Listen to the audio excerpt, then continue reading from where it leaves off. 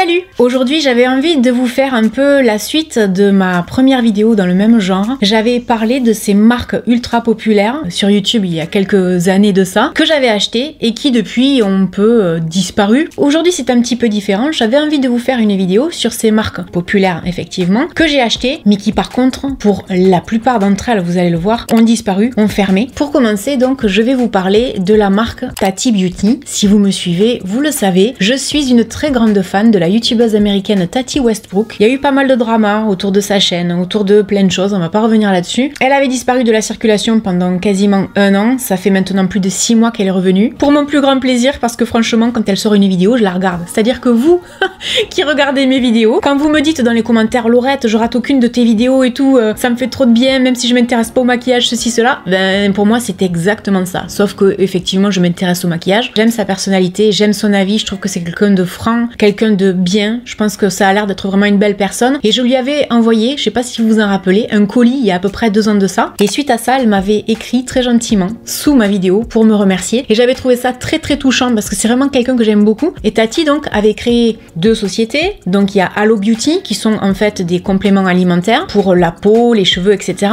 Et elle avait créé également Tati Beauty. Là c'était en l'occurrence des produits de beauté et notamment elle avait commencé avec cette fameuse palette que j'ai achetée dès qu'elle est sortie. J'étais heureuse de l'avoir. Je suis très heureuse de l'avoir encore. Je suis maquillée avec aujourd'hui. J'aime énormément cette palette, même si je trouve qu'elle est lourde et que le miroir justement la rend trop lourde cette palette. Je trouve que les fards sont fantastiques, que la qualité était au rendez-vous et malheureusement, comme elle a eu des problèmes avec son associé, elle a dû vendre sa maison de Los Angeles, elle a déménagé, enfin c'était tout un pataquès on va dire, et de ce fait, si j'ai bien compris, il semblerait qu'elle ait trouvé un arrangement avec son associé, mais pour éviter tout désagrément, elle a dû fermer donc sa société Tati Beauty, ce qui est dommage parce que à mon avis, elle avait un très bel avenir cette société, puisqu'il y a des gens comme moi qui croyaient à fond en ses produits et en la qualité de ses produits. Maintenant, on lui fait confiance, on sait qu'elle reviendra, mais c'est vrai que pour moi, c'était un crève-cœur en fait quand elle a fait la vidéo pour dire c'est fini, ça ferme. Ça m'a beaucoup fait de peine parce que je m'identifie beaucoup à elle et que je me dis c'est dommage, mais c'est une histoire qui se termine pour redémarrer autre chose derrière. J'en suis convaincue, je lui souhaite tout le bonheur du monde, mais c'est vrai que ça fait toujours quelque chose de savoir qu'une société ferme de toute façon. Tout comme, rappelez-vous, il y a pas très longtemps, en septembre dernier, la marque BK, qui est une marque quand même australienne qui était très réputée sur les réseaux sociaux parce que c'était une marque de qualité. Je suis triste qu'une marque comme ça ait dû fermer ses portes. La marque a expliqué dans son communiqué de presse, justement quand elle a décidé de fermer, que c'était dû à l'impact financier de la Covid-19. Je pense que des entreprises comme ça, il y en a eu des millions dans le monde et c'est quand même des gens qui se retrouvent sans emploi. Et malheureusement, ça c'est... il n'y a pas de mots pour moi. Là c'est pareil, je ne sais pas si vous vous en rappelez, mais il y a 2-3 ans de ça, il y avait eu une collaboration entre Sananas et BK. C'était un highlighter. Alors là, tout le monde en avait parlé de ça. Apparemment, l'highlighter était formidable. C'est vrai que c'était une marque qui était vraiment chouette. Et moi, l'été dernier, pendant les soldes chez Sephora, j'avais acheté un fond de teint. Et si j'avais su à ce moment-là que BK allait fermer, croyez-moi, j'aurais acheté autant de produits que possible pour le tester et pour les garder en fait. Dans le même genre. Mais là, je sais qu'il y a tout un tas de gens qui me suivent et qui vont me dire « Ah mais oui, ça me rappelle des souvenirs parce qu'on a plus ou moins le même âge. » J'allais dire quand j'étais petite. Non, quand j'étais adolescente, je commandais par correspondance, parce qu'Internet n'existait pas quand même. Je suis un dinosaure. Je commandais par correspondance sur la Redoute, bien sûr, sur les 3 Suisses, mais je commandais sur le club des créateurs de beauté. Et on retrouvait notamment la marque Agnès B. Et moi, par correspondance, j'achetais des fossiles et mon eyeliner. Parce qu'à l'époque, quand j'avais 15-16 ans, je mettais des fossiles et de l'eyeliner. Plus comme maintenant, quoi. Et c'est vrai que c'était fantastique. On recevait comme ça le catalogue, on le feuilletait, on mettait des croix là où on voulait, on cornait les pages, tiens, ça me plaît, on recevait des codes promotionnels. On remplissait notre petite feuille, on l'envoyait par la poste et après on attendait à peu près 15 jours et on recevait notre commande. C'était fabuleux. Ça malheureusement ça a fermé. La fermeture à l'époque correspondait à la baisse d'activité de la vente par correspondance, parce que ça c'est vraiment le dinosaure d'internet on dira. C'était vraiment de chouettes souvenirs quand j'y pense. Je vais vous parler maintenant de la marque Mime. Je vous avais posé la question sur Instagram et il y a plein de gens qui m'ont répondu Mime. Alors Mime c'était un magasin où je m'habillais quand j'avais une vingtaine d'années. D'ailleurs preuve en est, je vous montre des photos où j'étais lookée de la tête aux pieds par Mime. Je me souviens que j'allais à Narbonne, moi, à l'époque, pour m'habiller chez Mime, et j'ai découvert qu'en fait, les magasins avaient fermé. Il n'y a plus d'enseigne Mime en France, si je ne me trompe pas. Maintenant, ils ont un site internet. Mais le site internet, l'autre jour, quand j'y suis allée, j'ai trouvé que c'était très étrange, il n'y avait que des vêtements d'été. Je me suis dit, c'est bizarre, on est en hiver, il n'y a que des vêtements d'été. Les magasins physiques ont disparu pour des magasins, des boutiques en ligne. C'est comme si un jour, on nous disait, ben les gars, Sephora, c'est terminé les magasins, vous trouverez plus que l'enseigne en ligne. Ça fait penser un peu à ça. Et puisque je vous parle d'enseignes mythiques comme Sephora, je vais vous parler de Tati. Attention, confondez pas avec la youtubeuse Tati dont j'ai parlé précédemment, ça n'a rien à voir. En France, tout le monde connaît les magasins Tati. Tati a été racheté par Jiffy il y a pas si longtemps que ça, parce que Tati n'allait vraiment pas bien du tout. Ça n'allait tellement pas qu'ils ont fini par mettre la clé sous la porte. Je vous avais fait effectivement une vidéo sur le maquillage de chez Tati, c'était un fameux fuyer ou acheter. Chez Tati, on trouvait de tout. D'ailleurs, le slogan c'était chez Tati Tatou.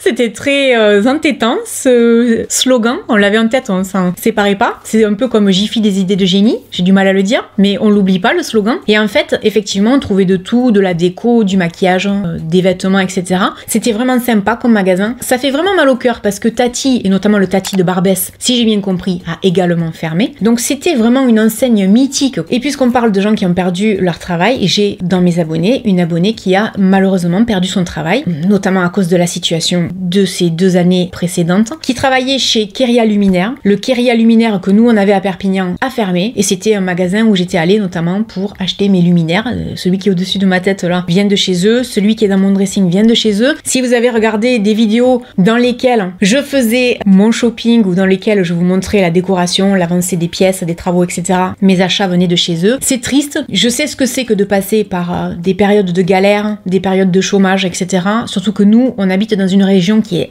extrêmement touchée par le chômage. On est l'une des régions de France les plus pauvres. Et donc, quand on sait ça, ça peut pas nous laisser indifférents. Ça m'affecte en fait. Ça me rappelle toutes ces périodes et c'est horrible. Dans le même genre, je voulais vous parler d'une marque qui est relativement ancienne. Je sais pas si vous vous rappelez de la marque Crix. Alors, il y a peut-être des gens qui vont me dire oui, moi je la trouve par exemple à la Halo Vêtements ou sur la Redoute. C'est vrai qu'on les trouve toujours. Par contre, cette marque, il y a 20 ans de ça, je me souviens que ça ressemblait un peu à un magasin Levi's. On y trouvait des jeans, des t-shirts, des chemises à carreaux, des choses comme ça. C'était vraiment chouette. Et effectivement, l'enseigne a fermé toutes ses boutiques depuis très longtemps. Mais la marque existe encore. Et ça, c'est pareil, c'est de la nostalgie en fait. Ce sont des magasins qui ne sont plus là. Comment? Alors ça, il y a que les gens qui vont avoir mon âge qui vont s'en rappeler. Est-ce que les magasins Mammouth, ça vous rappelle quelque chose? Alors là, pour le coup, c'est vraiment l'ancêtre de tous les supermarchés, hypermarchés, etc. C'est-à-dire qu'il y avait une enseigne dont le logo, l'effigie si vous voulez, c'était un mammouth. Et le mammouth était gigantesque sur la façade du supermarché. Mammouth, ça a été créé en 1968. J'étais pas née, hein. Voilà.